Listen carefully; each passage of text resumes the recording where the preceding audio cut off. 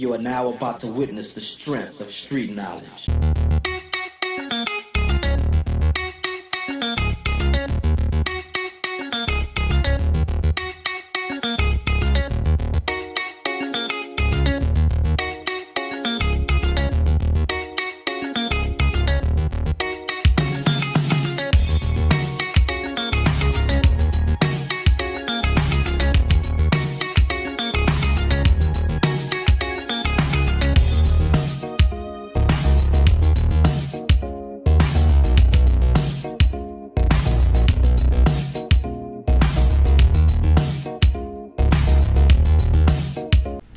What's up, everybody? How y'all doing? Happy Sunday. It is your girl, your diva in knowledge, Lady Mocha, represent Mocha's Ladies Lounge, your spiritual sister, presenting to you Unhinged series, part 6.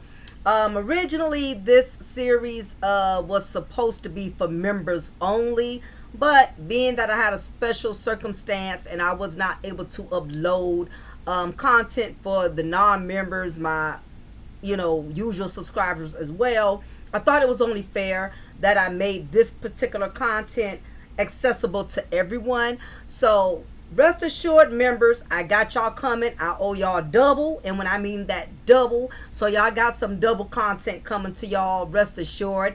And for all of my subscribers who have been rocking with me, rest assured I'm going to do right by y'all as well. So we got a lot of catching up to do. Thanks to everyone who's been keeping me in my husband and your deepest prayers and deepest sympathy. I appreciate all the love, all the support. He's doing well. So nevertheless, let's get into this right away because we've wasted enough of time. So let's go directly into Unhinged series part 6. Actor Merlin Santana lost his life over a rejected Raggedy Ann.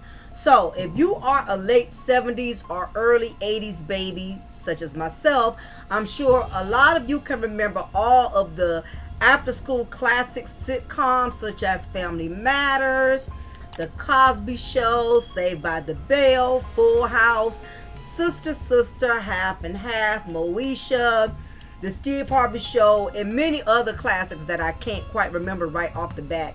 But nevertheless, no matter how many of these shows you watched or tuned into, there was always the heartthrobs that left the most memorable role. Stars within the industry.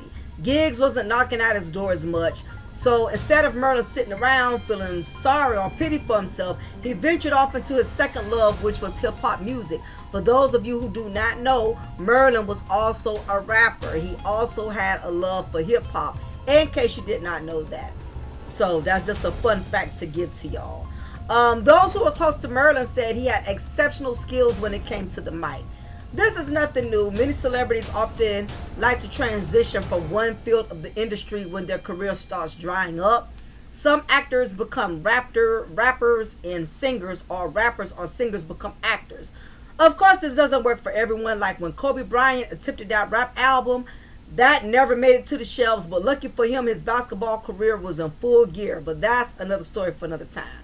So, Merlin not only went on pursuing his rap career, but he also took a break and went back to his roots. So, he got up with his best childhood friend, Brandon Adams, who is also a well-known actor, y'all. Brandon, like Merlin, had several roles as a child actor. He was on Michael Jackson video, I'm Bad. He did a guest appearance on A Different World. He also played as the kid on the movie The People Under the Stairs, which was one of my favorite horror movies. Cute kid with the big old puffy hair.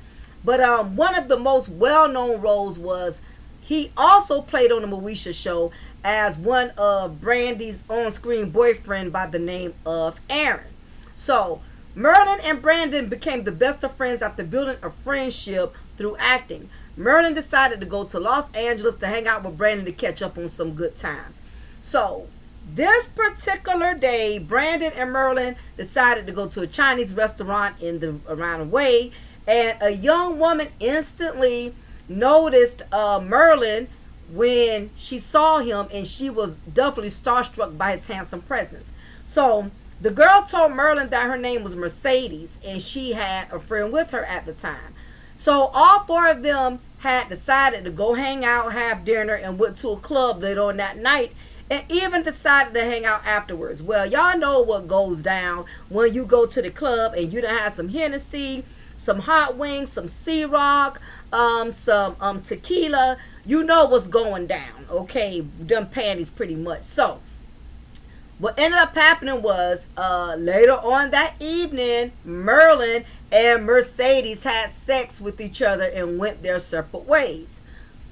The next day, Mercedes hits up Merlin, hoping to pick up where they left off. So she basically smashed him the first night, y'all, and figured that she was going to land Merlin right away. I don't know what made her think that, but as the story goes on, it will all start to make sense to you why she would think that way.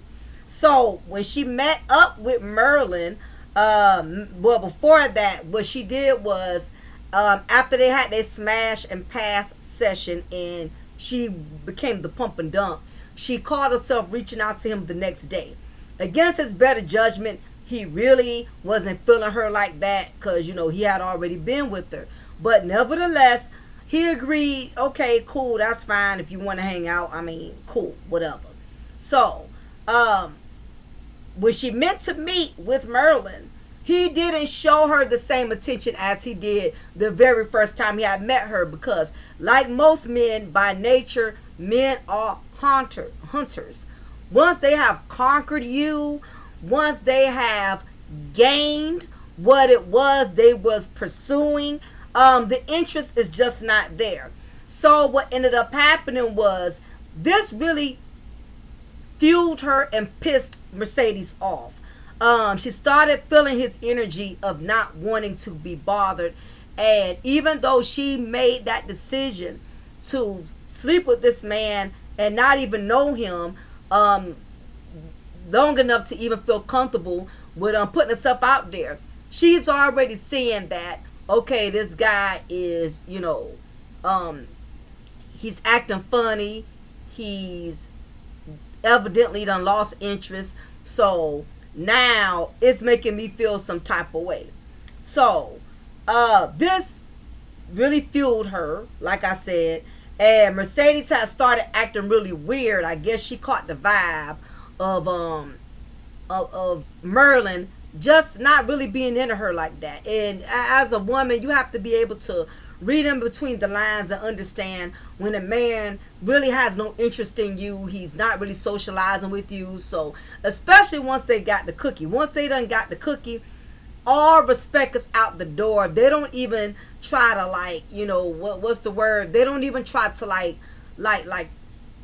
ease the pain or soften the rejection. You know, they really go in, you know, and the disrespect really escalates to a whole nother level once they have been with you in a sexual manner. So Mercedes started acting a little strange, and this didn't sit well with Merlin's best friend Brandon. Brandon obviously was paying attention and seeing that something wasn't quite right about this chick. And Merlin, like a lot of these men out here that are oblivious and fall weak into the flesh, he disregarded all the red flags. He evidently wasn't paying attention to the fact that this young woman was feeling some type of way, not getting his attention. So Brandon was peeping game, and he was like, nah, something's up with this chick. She acting strange. Mercedes' attitude was sending Brandon a bad vibe. So Brandon observed Mercedes abruptly leaving the house. All of a sudden, she decides, you know what? This dude is acting funny. He's not talking to me. He's not communicating with me. I'm out. So she was pissed. She stormed out the house. And beknownst to Merlin, he still didn't read the room. Like, okay, this girl is acting out, and she's frustrated because now she done gave you the panani, and all of a sudden you act like you don't see her anymore. You don't acknowledge her all of a sudden. As Mercedes had abruptly left the house hastily and in an angry, hostile manner, the girl had returned back outside the residence with two other guys named Damien and Brandon. Brandon Adams, Merlin's best friend, saw Mercedes exiting an unknown black SUV. So again, Brandon is paying attention to all of this and is not sitting well with him. So Brandon then tells Merlin, we need to leave. Something up with this broad. Something ain't adding up. She left here abruptly and come back with these two random guys that's sitting outside this house and we don't even know them. We need to get the hell up out of here. So of course, Merlin agrees, and they walk out the house and they are approaching the car. And as the two would enter Adam's car, Sanata sat on the passenger side. Brandon observed a red laser light pointing in the direction directly at his vehicle. So as you could only imagine, Brandon's heart is probably racing 60 miles per hour because he's connecting all the dots and he knows something really serious is about to go down. Shots were fired. From what I read during my research, it was 6 bullets striking the vehicle, hitting Merlin on the passenger side, hitting him directly in his head. So the bullet pierced through the armrest to the back of Merlin's skull, and the bullet penetrated, instantly killing Merlin. Merlin was 26. Merlin's death led to an extensive investigation. Now, with all of those bullets piercing that particular car, ironically, Brandon survived it. Merlin did not. I just thought I needed to mention that. So, Merlin's death led to an extensive investigation. During questioning of the evidence of the incident, it was discovered Merlin's death was the result of lies and deception from a bitter, broken woman. So, we're going to go into the scriptures about harlot behavior. And this is why it is very important that men understand how detrimental lust is and how it can lead you down a very destructive matter. First Corinthians chapter 6 verse 18. Flee immorality. Every other sin that a man commits is outside the body, but the immoral man sins against his own body. So realize this is what a lot of these men do not understand, and women as well. When you are participating in any type of sexual or moral activity, realize that you are committing sin against your own body, against your own self. So while you're thinking you're going in to pleasure yourself, because that is how sex manipulates those who entertain it while they're in the flesh. Sex makes you believe that you are the one that's being sexually fulfilled. Sex will make you believe that you are the one that's receiving pleasure, when in actuality what you are doing is sinning against your own body, your own flesh. Okay? And that is that is the whole underlying issue when people decide to go out there and fornicate. They're thinking it's about pleasure, but they're not realizing all they're doing is collecting debt of sin with God, because they're sinning against their own selves. So, going back to this point in hand, during questioning of the incident, it was discovered Merlin's death was the result of lies and deception from a bitter, broken woman. Come to discover, Mercedes was not Mercedes King. Her name was Monique King. Not only did she lie about her name, but she also lied about her age. Monique was only 15. So this could have went one of two ways as far as her age. I don't know if Merlin was looking at her visually, because he basically was already in a state of mind with his flesh, because this was a woman that he was only courting for his own sexual desires. So the flesh in him probably did not even make him consider her age, because flesh will make you focus on everything but what is right. So his state of mind probably was the fact that she looked older than what she was. Let's face it, a lot of these men, whenever they encounter a woman, they're automatically going at her physical attribute. Very rarely are most of them considering or thinking about her age. It's a lot of underage women out here that are overly developed, that are built like grown women.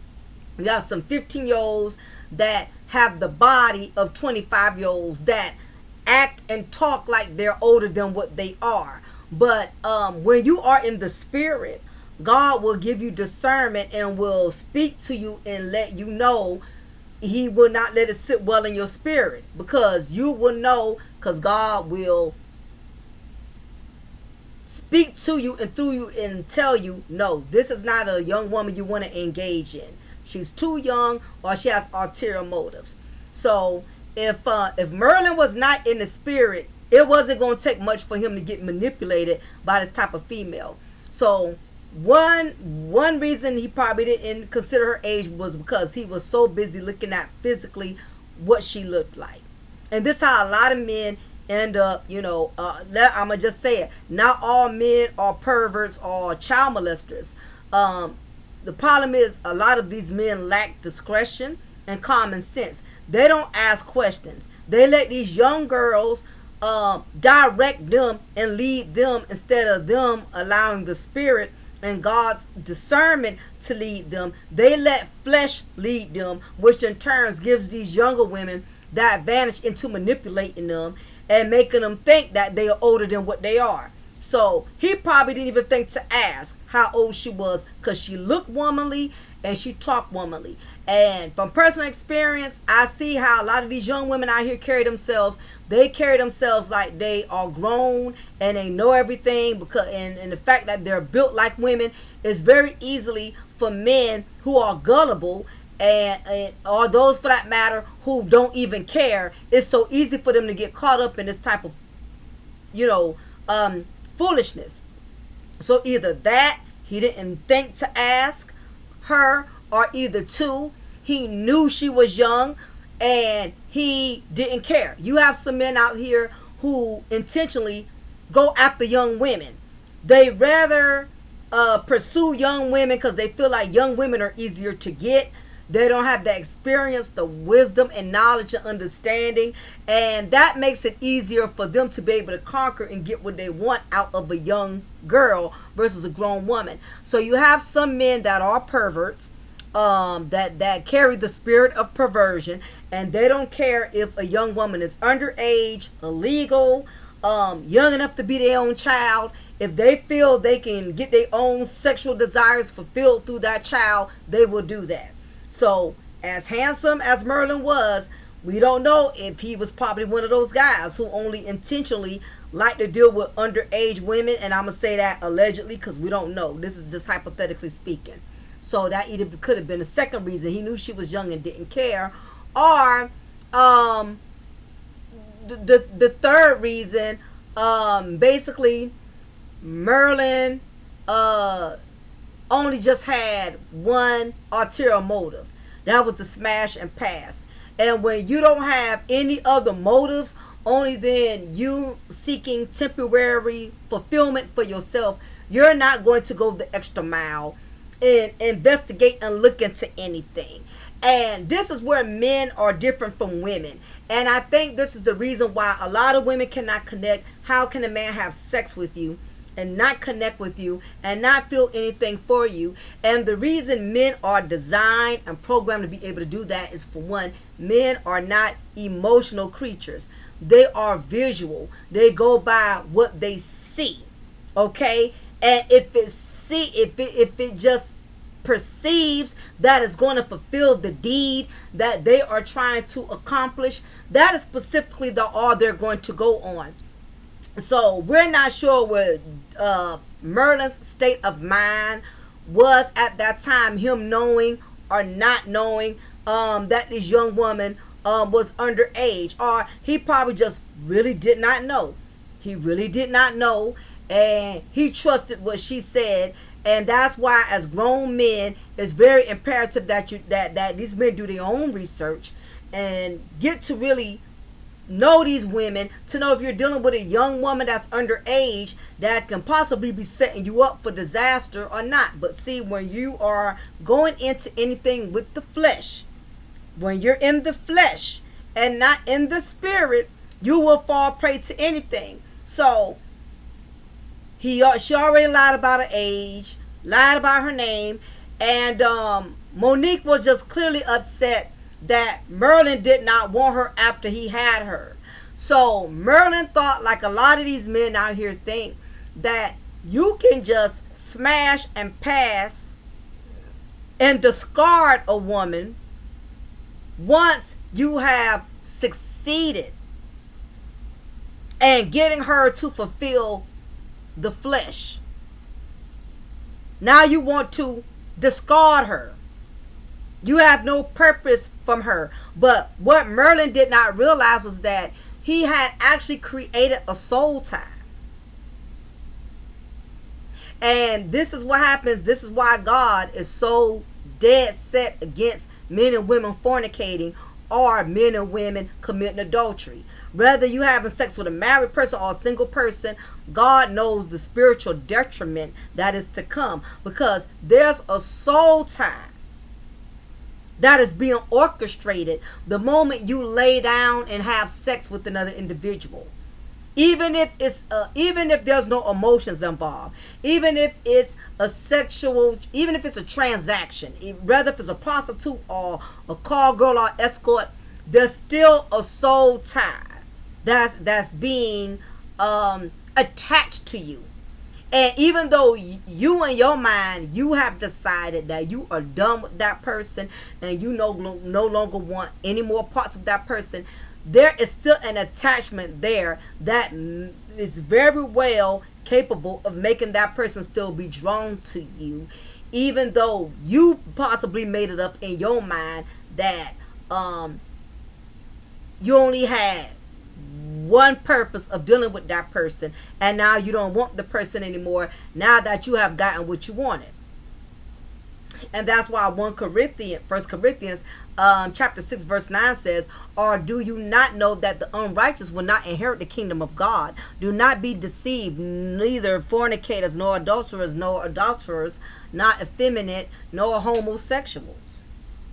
When you get involved in these type of situations, trust and believe you're not going to inherit the kingdom of God, which means you got to be prepared for any wrath that comes behind it, for any consequence that comes behind it. And we don't get to pick and choose what the outcome is going to be. So Monique was very angry with Merlin because a soul tie was developed. Merlin had already let go, but the problem was Monique did not let go. So Monique called her goons, her boyfriend Damien Gates, and accused Merlin of sexually assaulting her without his consent, which was also a lie. That's why I know all of us have heard, if your grandmother said, if you lie about one thing, you lie about something else. So this woman, this harlot, has lied about everything all the way up until this point when she knew, even though she was 15 years old, she knew better. She was not slow. She was not not in her right state of mind. Because if you were smart enough to go that far to call your boyfriend and make up that type of big phantom of a lie, this proves to me you're not as slow as you pretend to be, but you're evil and you're wicked. Now this gets more interesting. So she calls Damien, her boyfriend, and makes up this lie that Merlin basically raped her. That's when Damien Gates and his friend Brandon Bynes took it upon themselves to look for Merlin.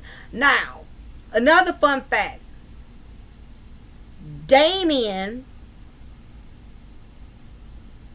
was also older than the 15-year-old whom he allowed to manipulate him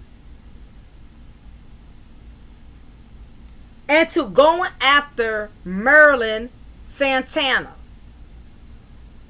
He was 21 years old. So, obviously, Merlin was not the only one who lacked judgment when he chose to fornicate with this underage female. Damien Andre Gates, his murderer, wasn't no better, because he too also fell prey to this 15-year-old Monique King, who made up this fantabulous lie that will ultimately cost him his freedom as well. So, after making up this big phantom of a lie, these guys executed, didn't do no research, didn't look into anything. They specifically took the word of a bitter, broken, evil-spirited 15-year-old female who knew exactly how to cause havoc and create chaos and confusion. Don't believe for a second because somebody young, they don't know no better. A lot of these young people, they know exactly what they're doing. So she's not so young to where we should be sympathizing with her, because she was grown enough to know how to have sex with both of these men, and she knew how to lie and manipulate. So age to me is not enough to give her a pass on letting her get off like she didn't know what she was doing, because she knew exactly what she was doing. So that's when Damien Gates and his friend Brandon Bynes took it upon themselves to go look for Brandon. They took the bait, didn't do their research, let a 15-year-old who they also had no business getting involved with, because Damien was 21 years old. So Monique was jailbait. This 15-year-old got these grown men in a bee's nest. Okay, so this is when the shooting claimed the life of Merlin, and it was only by the grace of God Brandon was able to escape unharmed. The perpetrators of the crime were Damien Andre Gates, the boyfriend of Monique, the shooter, and accomplices Brandon Douglas Bynes, and Gates' girlfriend, 15-year-old Monique King. Monique accused Merlin of making sexual advances toward her, which prompted both men to unalive the actor. Gates received 3 life sentences plus 70 years. Brandon Bynes received 23 years, although none of his bullets actually struck the car. But he did get 23 years. Being that Monique was a juvenile and was not an adult at the time when that incident occurred, she only served 8 years. Latest update, Gates is still currently doing time. Only way he is going to be able to escape prison is in a body bag. He's never getting out. Brandon Bynes, on the other hand, is out. He only served 23 years. So he is no longer facing time, which I really felt like everybody who played a part in it should have at least gotten 70 years to life in prison. But Damien was the trigger man, and he was a little older than, well, he definitely was older than Monique, who actually was the one who talked him into going over there. So she got off easy, while the both of them ended up getting the worst end of the deal. Now, as far as Monique, rumor has it, based off of some of the research that I have been doing, not much luck since the incident with Merlin. Basically, after she was released from prison following Merlin's death, she had 2 more misdemeanor arrests. She was sentenced back in February 29th, 2012, served 20 days, and released again. She was arrested again a month later. She's been living a low profile life since then, and not much is known about her. So, as it stands, we do know that she is free and living a normal life, and she's living it under the radar. I don't see a Facebook page or anything.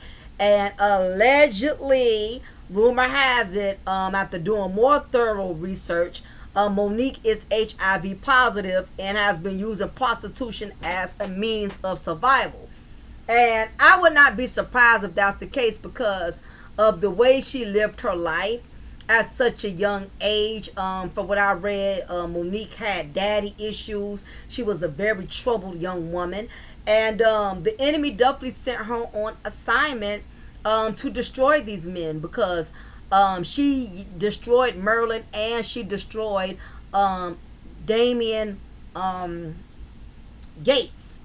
She was a serpent, and neither one of them utilized their discretion, and this is how both of them ended up getting into the situation in which they have.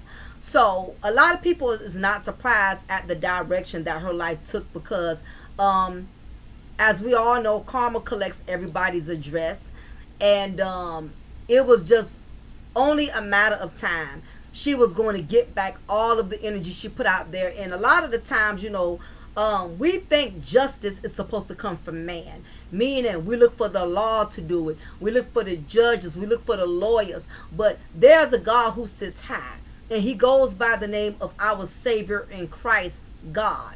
And he already knows what individually all of us has done, and he's not going to let us get away with it.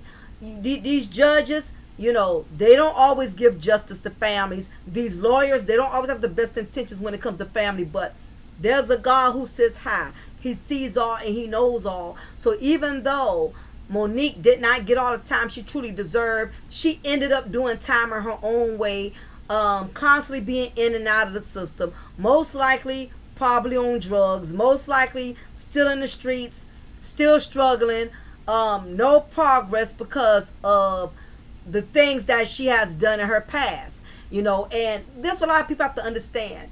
God is a forgiving God. He does forgive, even more so when you repent. But what people have to understand is, just because God forgives, it does not mean he's not going to spare you of the consequences. He will forgive you, but you're going to have to answer to the things that you have done.